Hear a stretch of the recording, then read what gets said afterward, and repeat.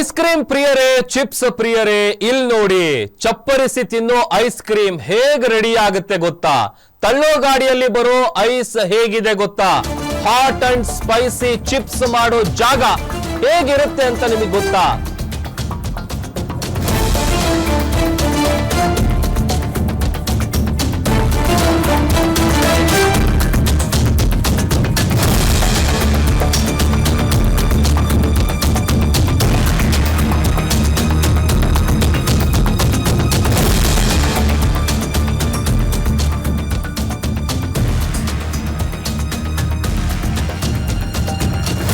Ice cream ಪ್ರಿಯರೇ, chips ಪ್ರಿಯರೇ, ಈ ಸುದ್ದಿಯನ್ನ ಮಿಸ್ ಮಾಡದೆ ನೋಡಿ. ನೀವು ಚಪ್ಪರಿಸಿ ತಿಂತಿರಲ್ಲ ಐಸ್ ಕ್ರೀಮ್ ನ, ಆಹಾ ಏನ್ ಸಕ್ಕತ್ತಾಗಿದೆ ಅಂತ.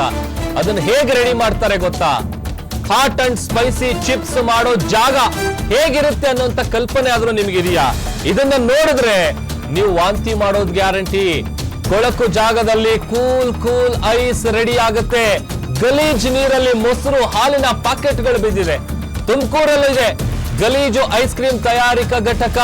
ಖಚಿತ ಮಾಹಿತಿ ಮೇರೆಗೆ ಬೆಳ್ಳಂಬೆಳಗ್ಗೆ ತಹಶೀಲ್ದಾರ್ ಅವರು ದಾಳಿಯನ್ನ ನಡೆಸಿದ್ರು. ರಾಜೇಶ್ವರಿ ನೇತೃತ್ವದಲ್ಲಿ ಗುಬ್ಬಿಗೇಟ್ ಫ್ಯಾಕ್ಟರಿಗಳ ಮೇಲೆ ರೇಡ್ ಆಗಿದೆ. ಈ ಮುಸ್ರೆ ನೀರಲ್ಲಿ ಬಾದಾಮ್ ಮಿಲ್ಕ್ ಅನ್ನ ಕಂಡು ತಹಶೀಲ್ದಾರ್ ಅವರು ಶಾಕ್ ಆಗಿದ್ದಾರೆ. ದೃಶ್ಯದಲ್ಲಿ ಗಮನಿಸ್ತಾ ಇದೀವಿ ನೋಡಿ, ಎಕ್ಸ್ಕ್ಲೂಸಿವ್ ಫುಟೇಜ್ ನಿಮಗೆ ತೋರಿಸ್ತಾ ಇದೀವಿ. ಎಷ್ಟು ಗಲೀಜಿದೆ. ಅದನ್ನ ಪ್ಯಾಕ್ ಮಾಡಿ ಹೊರಗಡೆ ಸೇಲ್ ಮಾಡುವಂತ ಸಂದರ್ಭದಲ್ಲಿ ಬಹಳಷ್ಟು ಸಂದರ್ಭದಲ್ಲಿ ಮಕ್ಕಳಿಗೂ ಕೊಡಿಸ್ತೀರಿ. ಅದನ್ನ ಹೊರತುಪಡಿಸಿ ದೊಡ್ಡವರು ಕೂಡ ಇಷ್ಟಪಟ್ಟು ತಿಂತಾರೆ. ಐಸ್ ಕ್ರೀಮ್ ಸಿಗುತ್ತಲ್ಲ, ಚೆನ್ನಾಗಿರುತ್ತೆ, ಬಹಳ ಟೇಸ್ಟಿ ಆಗಿರುತ್ತೆ. ಆಮೇಲೆ ಚಿಪ್ಸ್ಗಳು, ಬಾದಾಮ್ ಮಿಲ್ಕ್ ಏನಿದೆ ಅದು ಮುಸ್ರೆ ನೀರಲ್ಲಿ, ಅದನ್ನ ನೋಡಿ ಸ್ವತಃ ತಹಶೀಲ್ದಾರ್ ಅವರು ಶಾಕ್ ಆಗಿದ್ದಾರೆ.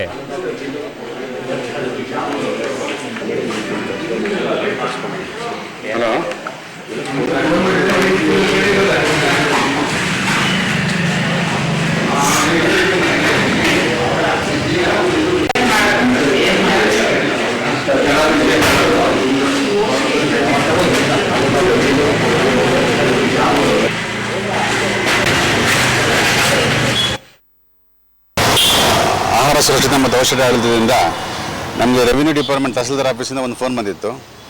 ಗುಬ್ಬಿಗೇಟ್ ಹತ್ರ ಇರೋಂಥ ದಿಲ್ಖುಷ್ ಐಸ್ ಕ್ರೀಮ್ ಫ್ಯಾಕ್ಟ್ರಿಗೆ ನಾವು ಭೇಟಿ ಮಾಡಿದಾಗ ಅಲ್ಲಿ ಯಾವುದೇ ಥರದ ಸ್ವಚ್ಛತೆಯಿಂದ ಕೂಡಿದಂಥ ಎಲ್ಲ ಪರಿಸ್ಥಿತಿಗಳು ಅಲ್ಲಿ ಕಂಡು ಬಂತು. ಮುಖ್ಯವಾಗಿ ಅವನು ಪರವಾನಗಿ ತಗೊಂಡಿರಲಿಲ್ಲ. ಆಮೇಲೆ ಎಲ್ಲ ಥರ ಅನ್ಹೈಜಿನಿಕ್ ಕಂಡೀಷನ್ಗಳಿತ್ತು. ಆಮೇಲೆ ಅಲ್ಲಿ ಕೆಲಸ ಮಾಡ್ತಿರೋ ಕಾರ್ಮಿಕ ಇಲಾಖೆ ಕೂಡ ಬಂದಿತ್ತು. ಹಾಗಾಗಿ ನಾವು ಚೆಕ್ ಮಾಡಿದಾಗ ನಾವು ಅಲ್ಲಿ ಏನು ಮಾಡಿದ್ವಿ ಅಂದರೆ, ಫಸ್ಟು ಅವ್ರಿಗೆ ನೋಟಿಸ್ ಕೊಟ್ಟು ದಂಡ ಹಾಕಿದ್ವಿ.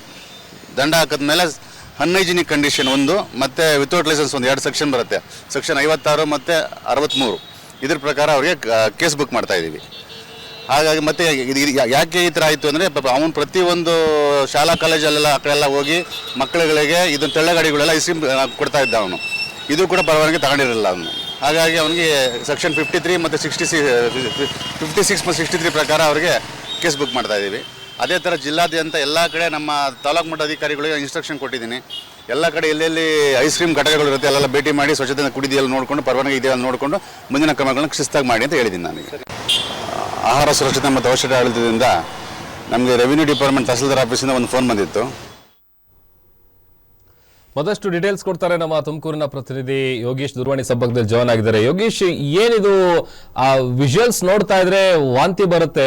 ಇವ್ರಿಗೆ ದುಡ್ಡು ಮಾಡೋದು ಅಷ್ಟೇನಾ? ಕ್ಲೀನ್ಲಿನೆಸ್ ಇಲ್ಲ, ಅದ್ರ ಜೊತೆಗೆ ಲೈಸೆನ್ಸ್ ಕೂಡ ಇಲ್ಲ ಅಂತೇಳಿ ಗೊತ್ತಾಗ್ತಾ ಇದೆಯಲ್ಲ. ಪ್ರಮುಖ ತುಮಕೂರಲ್ಲಿ ಏನಂದ್ರೆ ಸಾಕಷ್ಟು ಐಸ್ ಕ್ರೀಮ್ ಫ್ಯಾಕ್ಟರಿಗಳು ಇತ್ತೀಚೆಗೆ ತಲೆ ಎತ್ತಿದೆ. ಯಾಕಂದ್ರೆ ಪ್ರತಿಯೊಂದು ಗಲ್ಲಿಗಳು ಈ ತರ ಐಸ್ ಕ್ರೀಮ್ ಫ್ಯಾಕ್ಟರಿಗಳು ಇದೆ. ಯಾಕಂದ್ರೆ ಈ ಶಾಲಾ ವಲಯದಲ್ಲಿ ಮತ್ತೆ ಏನು ಇಂಥ ಪ್ರಮುಖವಾಗಿ ಐಸ್ ಕ್ರೀಮ್ ಮಾಡ್ತಾರೆ. ಅದು ಎಷ್ಟು ಹೈಜಿನಿಕ್ ಆಗಿ ಮಾಡ್ತಾರೆ ಅನ್ನೋದು ಯಾರಿಗೂ ಗೊತ್ತಿರೋದಿಲ್ಲ. ಆದ್ರೆ ಇದು ನಿರಂತರವಾಗಿ ಇಂಥ ಗಲೀಜು ನೀರು ಮತ್ತೆ ಸುರಕ್ಷತೆ ಇಲ್ಲದೆ ಮತ್ತೆ ಇಷ್ಟು ಕೊಳಚೆ ಆಗಿದ್ರು ಕೂಡ ಐಸ್ ಕ್ರೀಮ್ ನೀಟಾಗಿ ತಯಾರು ಮಾಡಿ ಜನರಿಗೆ ತಲುಪಿಸ್ತಿದ್ದಾರೆ. ಅದು ತಯಾರು ಮಾಡುವಂತ ಘಟಕಗಳು ಹೇಗಿದೆ ಅನ್ನೋದನ್ನ ಇತ್ತೀಚೆಗೆ ಏನೋ ದಾಳಿ ಮಾಡಿದಂತ ಅಧಿಕಾರಿಗಳು ಗಮನಕ್ಕೆ ಬಂದಿದೆ. ಅಂದ್ರೆ ಜನರು ದೂರು ಕೊಡೋವರು ಕೂಡ ಆ ಇಲಾಖೆ ಅಧಿಕಾರಿಗಳು, ಸಂಬಂಧಪಟ್ಟ ಅಧಿಕಾರಿಗಳು ಇದರ ಪರಿಶೀಲನೆಗೆ ಮುಂದಾಗೋದಿಲ್ಲ ಅನ್ನೋದಕ್ಕೆ ಸ್ಪಷ್ಟ ಉದಾಹರಣೆ. ಯಾಕಂದ್ರೆ ಏನು ಅಧಿಕಾರಿಗಳಿದ್ದಾರೆ, ಏನು ಹೆಲ್ತ್ ಇನ್ಸ್ಪೆಕ್ಟರ್ ಇದ್ದಾರೆ, ಸಂಬಂಧಪಟ್ಟವರು ಈ ತರದ ಎಷ್ಟು ಐಸ್ ಕ್ರೀಮ್ ಅಂಗಡಿಗಳಿದೆ, ಇದ್ರ ಬಗ್ಗೆ ಭೇಟಿ ಕೊಡಬೇಕು, ಆಗಾಗ ಭೇಟಿ ಕೊಡಬೇಕು. ಆದ್ರೆ ಈ ಲೈಸೆನ್ಸ್ ರದ್ದಾಗಿ ಕನಿಷ್ಠ 3 ತಿಂಗಳು ಸುಮಾರು ಕಳೆದ್ರು ಕೂಡ ಅಧಿಕಾರಿಗಳ ಗಮನಕ್ಕೆ ಬಂದಿಲ್ಲ. ಅವ್ರು ಎಷ್ಟು ಗಲೀಜಾಗಿ ಐಸ್ ಕ್ರೀಮ್ ತಯಾರು ಮಾಡ್ತಾರೆ, ಬಾದಾಮ್ ಶೇಕ್ ಮಿಲ್ಕ್ ಮತ್ತೆ ಈ ತರದೆಲ್ಲ ಐಸ್ ಕ್ರೀಮ್ ಪ್ರಾಡಕ್ಟ್ ನ ತಯಾರು ಮಾಡ್ತಾರೆ, ಅಷ್ಟು ಆರೋಗ್ಯವಾಗಿ ಪೀಡಿತವಾಗಿದೆ. ಆದ್ರೆ ಇದ್ರ ಬಗ್ಗೆ ಕ್ರಮ ಕೈಗೊಳ್ಳುವ ಅಧಿಕಾರಿಗಳು ಕೆಲವೊಂದ್ ಕಡೆ ಗಮನ ಹರಿಸಿಲ್ವಾ ಅನ್ನೋದಕ್ಕೆ ಇದೊಂದು ಉದಾಹರಣೆ ಆಗಿದೆ. ಇನ್ನಾದ್ರೂ ಈ ತರದ ಏನು ಐಸ್ ಕ್ರೀಮ್ ಮಾಡೋದಾಗಿ ಈ ತರದ ಘಟಕಗಳ ಮೇಲೆ ನಿರಂತರ ಅಧಿಕಾರಿಗಳು ತಪಾಸಣೆ ಮಾಡಬೇಕಾಗುತ್ತೆ, ಆರೋಗ್ಯ ಕಡೆ ಹೆಚ್ಚಿನ ಗಮನ ಕೊಡ್ಬೇಕಾಗುತ್ತೆ. ಈ ತರದೆಲ್ಲ ಒಂದಷ್ಟು ಕ್ರಮಗಳನ್ನ ಕೈಗೊಳ್ಬೇಕಾಗುತ್ತೆ ಪ್ರಭು. ಓಕೆ, ಥ್ಯಾಂಕ್ ಯು ಯೋಗೇಶ್ ನಿಮ್ಮೆಲ್ಲ ಡೀಟೇಲ್ಸ್ಗಾಗಿ. ನೋಡಿ, ದೃಶ್ಯದಲ್ಲಿ ನಾವು ಗಮನಿಸ್ತಾ ಇದ್ದೀವಿ ಚಿಪ್ಸ್ ಮಾಡುವಂತ ಜಾಗ, ಅದ್ರ ಜೊತೆಗೆ ಐಸ್ ಕ್ರೀಮ್, ಬಾದಾಮ್ ಮಿಲ್ಕ್ ಇದೆಲ್ಲ ಏನ್ ರೆಡಿ ಮಾಡ್ತಾರಲ್ಲ ಇದೇ ನೀರಲ್ಲಿ ಹಾಕಿರ್ತಾರೆ. ಅದನ್ನೆಲ್ಲ ಮೊಸರು, ಹಾಲಿನ ಪ್ಯಾಕೆಟು, ಆಮೇಲೆ ಐಸ್ ಕ್ಯೂಬ್ಗಳು, ಆ ಸುತ್ತಮುತ್ತ ಜಾಗ ನೋಡ್ತಾ ಇದ್ರೇನೆ ತಿನ್ನೋದಕ್ಕಾದ್ರೂ ಹೇಗ್ ಮನ್ಸು ಬರುತ್ತೆ. ಈ ಮುಸ್ರೆ ಹೆಂಗಿರುತ್ತೆ ನೋಡಿ, ಅದೇ ತರ ಇದೆ. ಅದರಲ್ಲೇ ಅಂತ ಜಾಗದಲ್ಲಿ ಈ ಹಾಟ್ ಅಂಡ್ ಸ್ಪೈಸಿ ಚಿಪ್ಸ್ಗಳನ್ನೆಲ್ಲ ರೆಡಿ ಮಾಡ್ತಾ ಇದ್ದಾರೆ. ಆಮೇಲೆ ಆ ಚಿಪ್ಸ್ ನ ಗುಡ್ಡೆ ಹಾಕಿದಾರೆ ನೋಡಿ, ಅದನ್ನ ನೋಡಿದ್ರು ಗೊತ್ತಾಗುತ್ತೆ ಆ ಫ್ಯಾಕ್ಟ್ರಿ ಹೆಂಗಿದೆ ಅಂತ. ಅದ್ರ ಉಟ್ ನೋಡಿದ್ರೆ ತಿನ್ನೋದಕ್ಕೂ ಯಾರಿಗೂ ಮನ್ಸು ಬರಲ್ಲ. ಯಾಕಂತಂದ್ರೆ ನೋಡಿ, ಹೇಳಿ ಕೇಳಿ ಈಗ ಫುಡ್ ಸೇಫ್ಟಿ ಡಿಪಾರ್ಟ್ಮೆಂಟ್ ಅವರು ಪರಿಶೀಲನೆಗೆ ಹೋಗ್ಬೇಕು ಅಥವಾ ಅಲ್ಲಿ ಆಗಾಗ ಹೋಗಿ ಚೆಕಿಂಗ್ ಮಾಡ್ತಾ ಇರಬೇಕು. ಅವರು ಲೈಸೆನ್ಸ್ ಪಡೆದಿಲ್ಲ ಅನ್ನುವಂಥ ವಿಚಾರ ಕೂಡ ಗೊತ್ತಾಗ್ತಾ ಇದೆ. ಯಾಕಂತಂದ್ರೆ ಈಗ food safety authority of India ಏನಿದೆ ಅದರಿಂದ FSSAI ಇಂದ ಲೈಸೆನ್ಸ್ ತಗೊಳ್ಬೇಕು, ವರ್ಷಕ್ಕೊಂದ್ಸಲ ಲೈಸೆನ್ಸ್ ನ ರಿನಿವಲ್ ಮಾಡಿಸ್ತಾ ಇರಬೇಕು. ಆ ಲೈಸೆನ್ಸ್ ಅಪ್ಲೈ ಮಾಡಿದಂತ ಸಂದರ್ಭದಲ್ಲಿ ಸಂಬಂಧಪಟ್ಟಂತ ಫುಡ್ ಸೇಫ್ಟಿ ಡಿಪಾರ್ಟ್ಮೆಂಟ್ ಅಧಿಕಾರಿಗಳು ಅಥವಾ ಫುಡ್ ಸೇಫ್ಟಿ ಆಫೀಸರ್ ಯಾರಿರ್ತಾರೆ ಅವರು ಆ ಜಾಗಕ್ಕೆ ಹೋಗಿ ಅಲ್ಲಿ ಈ ತರದ ಫ್ಯಾಕ್ಟರಿಯನ್ನ ರನ್ ಮಾಡೋದಕ್ಕೆ ಆ ಜಾಗ ಯೋಗ್ಯ ಇದೆಯಾ ಇಲ್ವಾ ಇದೆಲ್ಲ ಕೂಡ ಗಮನಿಸಬೇಕು. ಸುಖ ಸುಮ್ಮನೆ ಹೋಗಿ ಪರ್ಮಿಷನ್ ಕೊಡೋದಲ್ಲ. ಆಮೇಲೆ ಯಾವ್ದೋ ಒಂದು ಗೋಡೌನ್ ಇದ್ದಂಗೆ ಇದೆ, ಅದು ಅಲ್ಲೇ ಎಣ್ಣೆ ಇದೆ, ಅಲ್ಲೇ ಆಲೂಗೆಡ್ಡೆಗಳಿದೆ, ಆಮೇಲೆ ಅಲ್ಲೇ ತುಳ್ಕೊಂಡೆ ಓಡಾಡ್ತಾರೆ ಅದನ್ನ. ನೀವೆಲ್ಲ ಅದನ್ನೇನು ತೊಳೆದ್ಬಿಟ್ಟು ನೀಟಾಗಿ ಕಟ್ ಮಾಡಿ ಎಣ್ಣೆಗೆ ಹಾಕಿ ಫ್ರೈ ಮಾಡಿ ಕೊಡ್ತಾರೆ ಅಂತ ಅನ್ಕೊಳ್ಬೇಡಿ. ಆ ಏನ್ ಆಲೂಗಡ್ಡೆ ಸುರಿದಿದಾರಲ್ಲ ಅದೇ ಜಾಗದಲ್ಲಿ ಓಡಾಡ್ತಾರೆ, ಅಲ್ಲೇ ವಾಶ್ರೂಮ್ ಇರುತ್ತೆ, ಅಲ್ಲೇ ಪಾತ್ರೆಗಳು ತೊಳಿತಾರೆ. ಗಬ್ಬೆದ್ದು ನಾರ್ತಾ ಇರೋಂಥ ಜಾಗದಲ್ಲೇ ಇದೆಲ್ಲ ರೆಡಿ ಆಗ್ತಾ ಇದೆ.